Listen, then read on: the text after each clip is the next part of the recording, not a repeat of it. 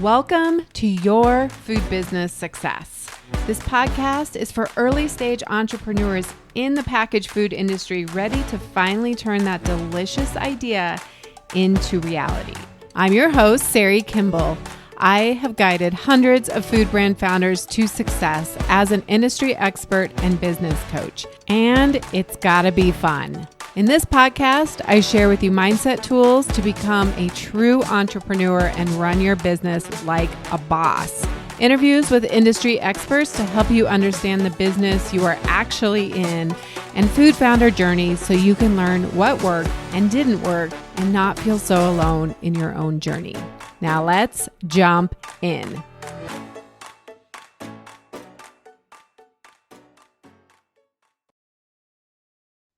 Welcome everybody back to the podcast. This one's going to be really fun. And if you are in an early stage of your business, or even if you're thinking about doing a refresh, you're definitely going to want to listen to this full podcast. And then also stay tuned. We have a lot more coming. But my guest today is Alexandra Watkins, and she is a brand name expert and founder of Eat My Words. And it's a food and beverage brand name consultancy that specializes in creating appetizing names and taglines that make people smile instead of scratch their heads. I've done that a lot with brand names. If you've ever enjoyed a Wendy's Baconator, If you've ever enjoyed a Wendy's Baconator, Smitten ice cream, or simmering samurai Asian entrees, you have literally eaten her words. She is the author of the brand name Bible, Hello, My Name is Awesome. And the tagline is How to Create Brand Names That Stick. And this book was named a top 10 marketing book by Inc. magazine. So welcome, Alexandra.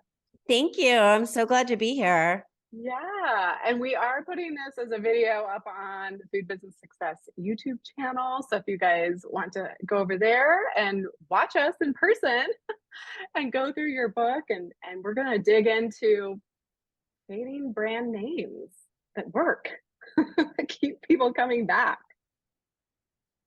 So tell me a little bit about how you got started in all of this. Tell me a little bit about you. Well, I started my career as an advertising copywriter, and I wrote a lot of ads, and every once in a while I would get thrown a bone and get to name something. And I love naming, but I didn't know that naming was a profession. I mean, how many people have ever heard of that as a profession? Most, I know from doing this now for 18 years, so many people are like, I never knew that was a thing. That's exactly what they say, a thing. Yes, it's a thing.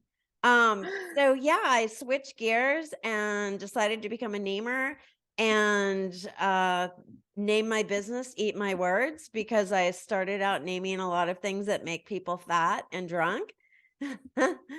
And Love it. yeah, so that's, and then 10 years ago, a publisher asked me to write a book, and I did, and it's had 2 editions, and yeah, that's I've been helping people create brand names for 18 years.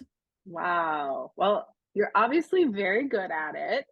And what I loved, I was actually referred to you, or we were connected through our trademark attorney. It sounds like we probably all refer people back to Lauren, and then she probably refers a lot of people to you when they do the trademark search and realize, oh, I can't use that name. Yeah, that unfortunately that happens more often than people would imagine.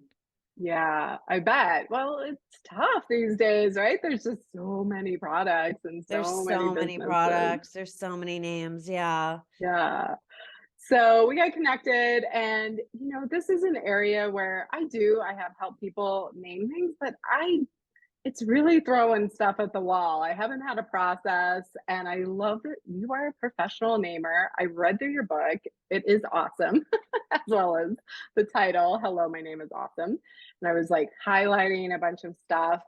And it's just so great that we're going to do a workshop together in a few weeks, June 28th. And we're going to go more into this. But just tell us a little bit about, like, why is it important to have a brand name that really stands out, especially in the food industry? Yeah, specialty food. It's so important that your name works really hard for you. Your name is the first thing people come in contact with. And if you think about your name will last longer than any other investment you make in your business. I mean, think of all the equipment you need to buy and the kitchen space you rent and your employees and your, business cards and like, your equipment for, your printer and phone, like all that stuff will go away, be replaced, but your name will last forever. And that's why it's important to nail it. And you have to have a name that people instantly like are drawn to. And you want a name that people are that's going to make an emotional connection with people. Yeah. Yeah, I talk about in some of my workshops the 3 C's, where we need to first, capture people, we need to connect with people, we need to get them to pick up our product off of the store shelf. It's the only thing we really have going for us. We're not standing there in the grocery Yes, store. yes, yes. And Sari, it's so important that that concept is in people's heads. You're not going to be standing there. I mean, unless you're sampling in a store, you're not going to be there to explain your name to people. And that's what, sure, when you're out, when you're first launching your brand, you're talking to people about it. You can tell them all about the name and what it means, but you're not going to be there in the store. And, look, people are pushing their cart down the aisle and looking right and left. They might not, you just have the face of your package to communicate. You can't count on them picking it up and look, that tiny little amount of copy that Right. you have. I've written a lot of packaging copy for food. It's such small real estate. You can't use that. I always say that yogurt, Fage, how do you say it? Fage? Oh, Faye, I think. But yeah. You're Yeah. not going to be like, no one's going to be learning Greek from the back of your package. Right. So true. And we do have some long-standing brands that have been with us that are really hard to pronounce, but generally speaking, we probably should not make our product hard to pronounce. Yeah, and sure, in their native Greece, people know how to pronounce it, but yeah, a lot Yeah. of times, you really got to think about, and foreign names are like, they're such a culprit. And here's one that, all of you can relate to. It's not a food product, it's a store, sur la table. And, Mm, so many people call it sur la table because why wouldn't you call it sur la table? That's exactly what it looks like it says. yeah. So, yeah, people don't know how to pronounce French. French is the most difficult language, that people butcher the most. Look at that water, LaCroix. Um, Right. like, That's the one that always drove me crazy at Whole yeah, Foods. and we were working on a project for Coca-Cola to name their new water, Aha, and they said we don't want to name like LaCroix because everybody pronounces it differently. Yeah. LaCroix. Yep. I forget even what the correct pronunciation is. Yeah, exactly. I know. I speak French and I was like, that so it would drive me crazy. I'm like, nobody's pronouncing it correct. But it's How do like you pronounce it? LaCroix. Yeah, LaCroix. Yeah, Nobody gets it right. yeah. So we now there is something to be said about names that you're like talking about with your friends and you're like, what do you think this means? I mean, that can, but I don't think you really want to be known for that, in my opinion. Yeah. So all right. Well, I mean, so we talked about like why it's important. It's going to be the first thing people see. I love the idea of like your name is a really long-term investment. What do you think about when people are just starting out and they, they're starting at the farmer's market, they just want to test it out. Is it okay for people to kind of start with something, maybe their name or, you know, do you recommend that or do you want them to try to No, come out of the gate with a good name? no, don't name your, like, okay, I'm not going to say Amy's Kitchen, but no, we got asked to name a tagline, to do a tagline one time for like Amy's Burgers, and like there's no there. There's nothing to, pardon the pun, sink our teeth into to create Mm, a tagline off of that. Whereas like when we named the Church of Cupcakes, that was easy because it lent itself to a theme. And you're going to see when you do the workshop with me, you're going to see a lot. I'll show you guys all the church account, like every way that they like have used their name to like really have fun with it. But their tagline is "Worshipers Welcome" because it plays into the theme. Yeah. So don't use your own name. Like when you use your own name, ironically, the church lady was using her own name, which was Lovely. Her name is Portia Lovely. But so she was calling her store Lovely Confections, but it doesn't, no one would know that was her last name. Right. But yeah, when people use their name, chocolatiers are the worst. Scharfenberger is a mile long. Rakuti. And like, look, I know the Rakuti is like, their chocolate's delicious, but it's a difficult name for people to spell and pronounce. Yeah. And so, go for the Willy Wonka school of naming. Willy Wonka is great. He, Everlasting Gobstoppers. Like, what a fun name, Gobstoppers, right? Or he named the Wonka Vader, so have fun. You want to create a smile. When you can create a smile, even if it's just a smile in the mind, that's making an emotional connection, and that's going to help people remember you. Imagine if your product is on a store shelf and the name is so infectious that somebody actually, sorry about that somebody actually takes a picture of it. Imagine if your product is on a store shelf and somebody sees it and they love the name so much they take a picture of it and post it on Instagram. That can happen to you. So that's why you want a brand name as opposed to using your own name. And look, like I said, it's the longest lasting investment you'll make in your business. So it's worth spending some time to come up with the right name. Right. Yeah, I agree. I loved in the book, you talked about 50% of every buying decision is driven by emotion. We buy things that make us feel good, and we're also inclined to buy things with names that make us feel good. So I love that, because rather than just naming it like what it is, like having an aspirational name, something that's fun, something that's memorable, right? Like, so many people are doing better for you products here that we're talking to. Yeah, the better for you. It's tricky because, people, well, first of all, think of it this way. If you're in Whole Foods, and I know you used to be a buyer for Whole Foods, so you know this more than anything. If you're in Whole Foods, your product's in Whole Foods, you already have the halo of good for you. Even if your product is not really good for you, it's better for you, right? Better quality ingredients. Maybe it's all natural, organic. But obviously there's still calories in those things, but people have this, Del Monte actually did some research around Whole Foods, and they found that people going into Whole Foods, they just automatically assumed everything there was healthier and better for them. So you don't need a name that communicates that.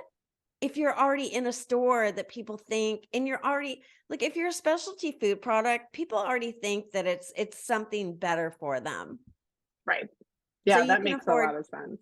Yeah, you can afford to have a fun name or a creative name. Right.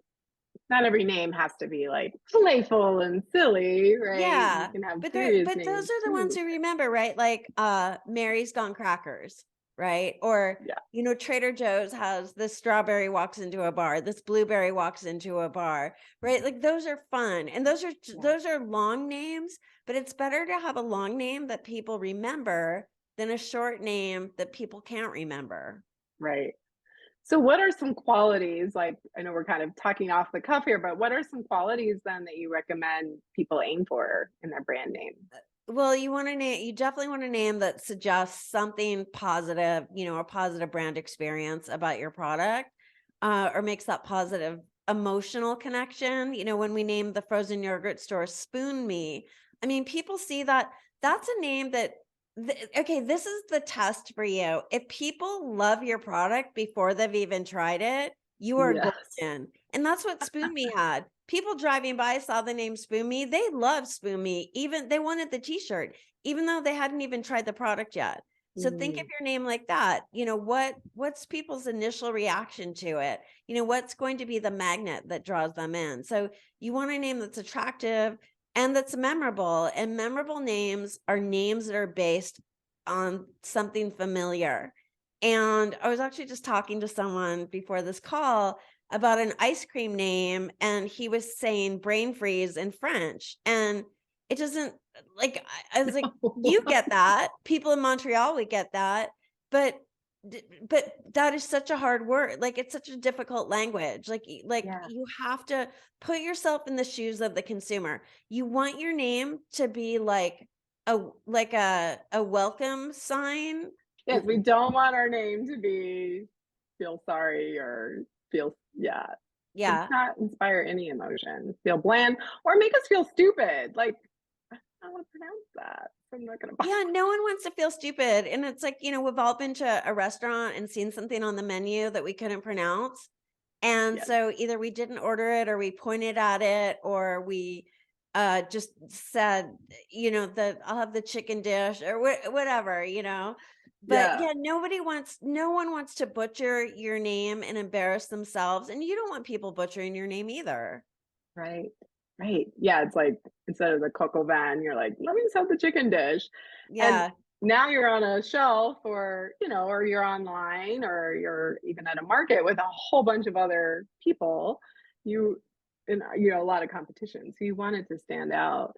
I'm just thinking of some of the products over here. It's like Peak State. I love that name for coffee, right? Because it's got like added benefits to it as well. And like really thinking about like, my Peak State, I'm going to get to work and be That's really a clever energized. name.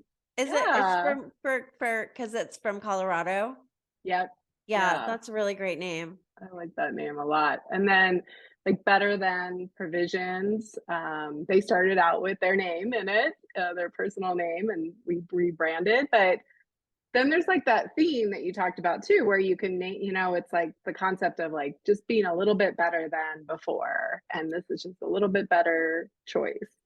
Yeah. And having the theme is really important. And like I said, we'll see a lot of examples of that in the workshop. Yeah. And so if you're at a farmer's market and your name lends itself to a theme, for instance, that's a way to attract people. Spoon Me, when they got started, when they opened their retail stores, instead of the sign saying coming soon, it said spooning soon. And you could just see those guys if they were at a farmer's market, like they could have a lot of fun with their name. And, that's what when we name Smitten ice cream, like ice cream you'll love, like it's just when you can play off of your name, you can really extend your brand, and it just is going to give you so much free mileage. Yeah. It just lends to people remembering it, coming back, telling their friends, taking photos, putting them on Instagram. Yeah, and when people remember your name too, you're going to have to spend less on, who has money to spend on advertising? When you're starting a business, it's hard. So if let your name do the work for you. Let's talk about some of the things to avoid. We already kind of talked about always have a positive experience with your brand, but so the opposite of that, I'm sure, would be a very sad name, something that there's negative emotion, which hopefully people aren't doing that. Something to definitely avoid is being a copycat. And, a great example of that is Pinkberry has been ripped off by so many people.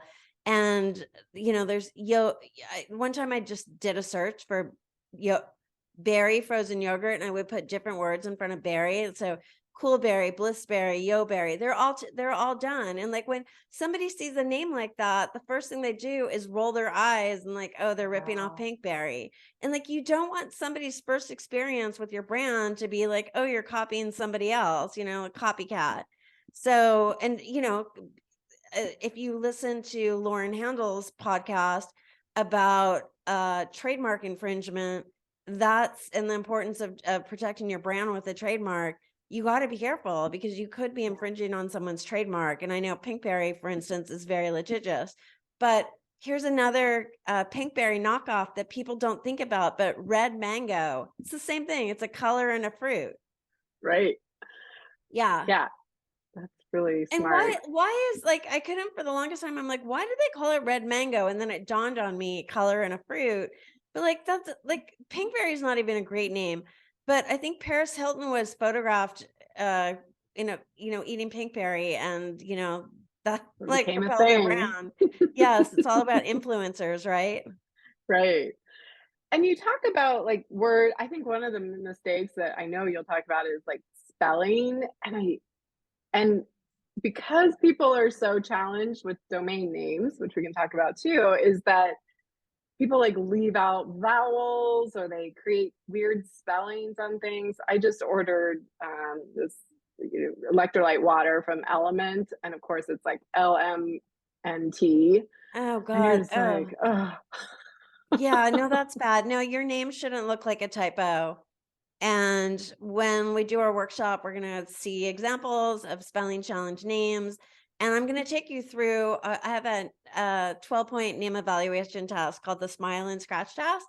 And SMILE is an acronym for the 5 qualities that make a name awesome. And SCRATCH is an acronym for the 7 deadly deal breakers. And when you want to scratch your name off the list because it makes people scratch their head, and spelling challenge is the S in scratch. And I would say it's the thing that gets violated the most, and it frustrates people like crazy. And like, you don't want your name to frustrate people. You don't, you just want it to be easy. Like when I tell people go to eatmywords.com, or my business name is Eat My Words, I don't have to spell it for anyone. It's like tiny little words, right?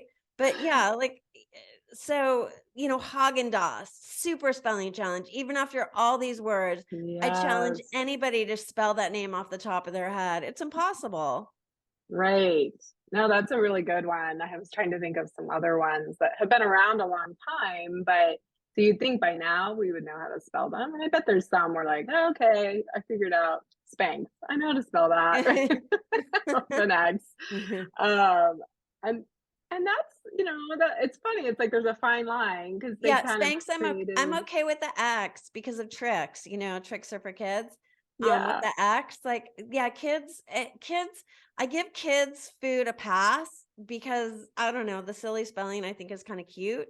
But yeah, for adult products, like, be a grown up, spell your name a grown up way. Don't worry about your domain name. And we'll talk about domains in the workshop, but I'll give you guys all an example, and I'll probably repeat it again because it's worth repeating. But there was a turkey company.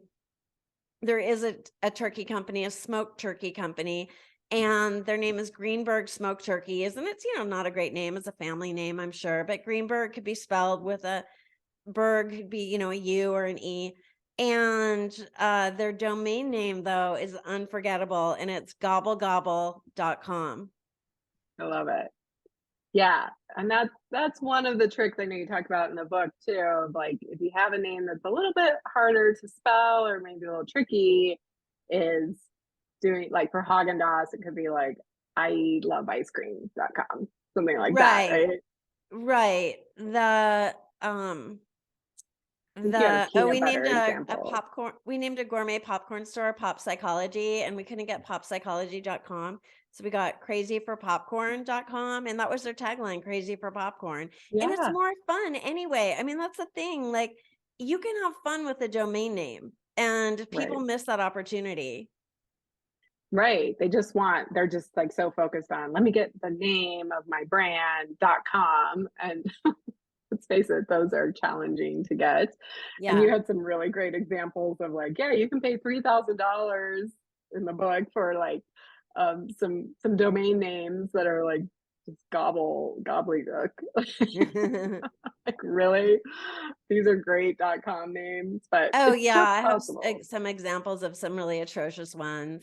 Yes, Yeah. so Yeah, and good. I like to say, like, every domain name is taken or parked, and in the book I say that I think the only one left is beige kumquat. Well, I couldn't believe it. For the book that's coming out, the title is Key Ingredients, is like the main thing. And keyingredientsbook.com was available. Could not Nice. believe it. See, So, and that's the thing to do. Just add a word, book. That's perfect. right, And right. because that's what people are going to be searching for anyway. Yeah, you Yeah. didn't need keyingredients.com. Key Ingredients No. book is better and it will help people find you. It's better search engine optimization, search engine marketing to have a word like book in your domain name. Right. And I love like your brand because you do a lot of, even though you name other products besides food, you do a lot with food. And oh, you got to show us your fridge too on here. If you're Oh, watching it on okay. YouTube, So show us your fridge.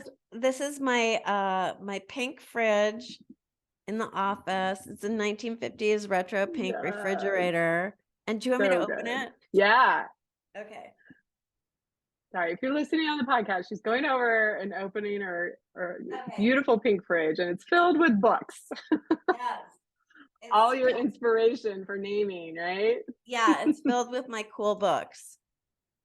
I love it. And yeah, you have such a great office and everything's so on brand. It's so fun. Yeah, Thank you. I love Yeah, it. I like to have fun. I think everyone should have fun at work.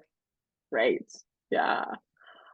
So what I told you today is like I just want this podcast to be kind of the amuse bouche to get people excited. We are doing a totally free to join us live workshop on June 28th. It's at 1 p.m. Pacific time.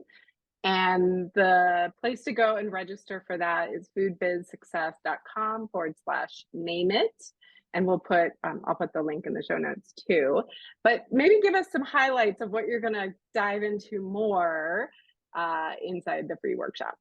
Okay, well, first of all, you're going to see lots and lots of examples, and my presentation is super fun. It's just very colorful and engaging. You'll laugh a lot, you'll learn a lot, and it will open your eyes to a lot of things that you haven't thought about before, and really give you pause and make you consider the importance of a brand name, and it will inspire you too. You'll get some brainstorming tips on how to come up with names. I will show you examples of how I came up with the name Spoon Me Frozen Yogurt. That's also in my book. You'll get those. And I'm going to give you guys a special deal on my online course, crazy savings. And yeah, you're never going to think of brand names again after you take this the same way again after you take this course. You're going to look at everything differently, and it's both a blessing and a curse. But yeah, and you're also, we can talk about some name changes, and if anyone has questions about changing your name, is it ever too late to change your name? In food, you have to redo the labels and everything, but hey, if it's going to change the way, if it's going to bring you more sales, ultimately it will be worth it. Right. Yeah, that's such a good point to talk about because I think maybe some people might be listening. They're like, oh, well, I already have a name. I'm already down that road. But there are a lot of times when brands do changes and they'll do refreshes. And there's sort of the right way to do it and the wrong way to do it, right? Where you really confuse people, or that you can engage people in the process and get them excited and they're on board. And when you have the right name, I will say this. I know this happened when we did the brand refresh for Better Than. It's like when we changed it, it was April's Better Than Granola, and we changed it. There was like a new confidence, and we had new packaging and new logo, and they were so confident to go out and start selling their product. Like it felt more legit, Yes. and so they were able to go get more sales and grow the business. And so having that name that you're like, yes, this lands with people, they get it, I'm helping them create an emotional experience, like you're going to feel so much more confident selling it whatever platform that is. Yeah, definitely. And when you have an infectious name, it makes your product more giftable too. Because somebody's Oh, going to be true. like, that's so cute. I want to pick that up for my friend. Right. And if you already have a name, like look at Ben and Jerry's. They have name, but their flavor names are what everybody remembers, right? Mm, Chunky Monkey, Cherry Garcia, Liz Lemon. So those, that's an opportunity for you. So even if you have a name in the workshop, you will see other opportunities that you can use to have names that really bring people to your brand. yeah. That's true. And taglines Yeah, too is taglines another too. Yeah. opportunity, right? And what's great is you may have a brand name that has been around, you want to keep it, you like it, but maybe it's not as impactful as it could be. And you can easily update a tagline. That's easy. Yeah, taglines are, yeah, you can change them out. One of my favorite taglines we did for food was for Oregon hazelnuts. Oregon grows more hazelnuts than any other state, and it was just for their hazelnut growers, and it was Oregon hazelnuts indulgence in a nutshell. Oh, I love that. Yeah, so you can have a lot of fun, even if you like Oregon hazelnuts. There's nothing super creative about that. It's an association. Yeah. But yeah, we took advantage of, or I did, that it was in a nutshell, and like, okay, what can we say here? Yeah. What I'm constantly surprised by, or it just always strikes me, like you're a professional at this, you do this all the time. But when you tell me something like that, I'm like, duh, like of course, that makes perfect sense. That's amazing. And it's so simple, right? It's like, well, I could come up with that, except that I can't. I mean, like once it's done, like spoon me frozen yogurt, you're like, oh, that's so simple. It's so easy. Anybody could have come up with that, but you have like, it's not like those are easy to just come up with. No, and when I'll show the slide of all the frozen yogurt names, and yeah, nobody had come up with Spoon Me, and yeah, I've named a couple frozen yogurt stores now. One of my Yeah. favorites was when self-serve became really popular, and everyone was making their own frozen yogurt concoctions. I named a frozen yogurt store Vincent Van Gogh, and the tagline was "Create your own masterpiece." Oh, beautiful. Yeah, you're like, duh, like, and maybe that's the mark of a great name is that you're like, well, I could have come up with that. But like it's simple and it's memorable and it makes sense, but also like those are hard. They're actually hard to come up with, right? Like They are simple is hard. hard. They are hard. I mean, you can use Chat GPT to try to come up with names, and it's not even close to being there yet. I was naming a family travel game company, and just on my own, I came up with Fee Fi Fo Fun, Fee Fi Fo Fam, Travel Riot. I mean, Chat GPT is not coming up with those names. Mm-mm. Right. And you have such a great brainstorming process that you're going to share with us. And like, how do you actually do it? I think just having a process and a strategy, people will come away with so much more of like, oh, here's some resources, right? Because I think so many times people are just like, they're just stuck. And so they just name something either after themselves or they copycat something. They haven't checked trademarks, which could get them into trouble later on, right? They just kind of go with like something their aunt said. Right. Well, I know, when you have a specialty food company, and especially when you're just starting out, you are juggling a million plates, and like the name can just be like, okay, whatever, just it's like one more thing, Yeah, but it's really the backbone. It's the soul of your business. I mean, I know you're really the soul of your business if you're making the food, but a name really, it's the heart of your business. It yeah, it just it's everything revolves around your name. right. Yeah, and when you have the right name, it gets so much easier to do the other stuff, right? I think Exactly. about like fireworks butter or like she's got so many play on words and talking about, the sizzle and the the boom and all these kind of metaphors and imagery of fireworks or Yeah. um yeah, creating those themes and it just really helps you to be more playful and fun. It creates more memorable product for your Yeah, customers. definitely. Yeah. Definitely. Yeah, so everyone will get a lot out of the workshop, I promise. Good. Oh, I'm so excited. So we'll put the link down below, foodbizsuccess.com/name it. And it's free to attend live and or you can purchase the replay or get it anytime. So if you're listening to this afterwards, you can still come and grab the workshop. And I'm really excited. I love this because there's so many opportunities beyond just your brand name. I was also just thinking about like if you have subscriptions, right? You can name your Oh, yeah. subscriptions fun things as well. That's another opportunity. Absolutely. And you can make merchandise too. You can, You can monetize your name with merchandise. Spoon Me and Smitten have both done that, and you can do Yeah. it too. I mean, if you're selling online, why not sell merchandise anywhere you're selling your food product? I mean, not in a grocery store, but yeah, online, why not have some Farmers merch? markets. Yeah, Yeah. absolutely. Absolutely. Well, this has been so fun. You guys definitely want to go check out the YouTube video if you want to see this podcast in real time or the video of it. And hopefully, we'll see you at the workshop. So, thank you so much for joining me, Alexandra. It's been a pleasure. My pleasure too. This was fun. Mhm. I love talking about food names. They're my favorite. Right. What's not to love, right? Absolutely. Yeah, me too. I love it. This was so fun. I hope you got some little tasty nuggets from this episode and then get yourself registered for the workshop where we're going to create a tasty brand name or many of the other things you can name in your business. I think you'll get so much out of it. And until next time, have an amazing week. The smartest thing you can do as an entrepreneur is to invest in a who to help you with the how, to speed up your journey and help you skip the line. When you are ready for more support and accountability to finally get this thing done, you can work with me in 2 ways.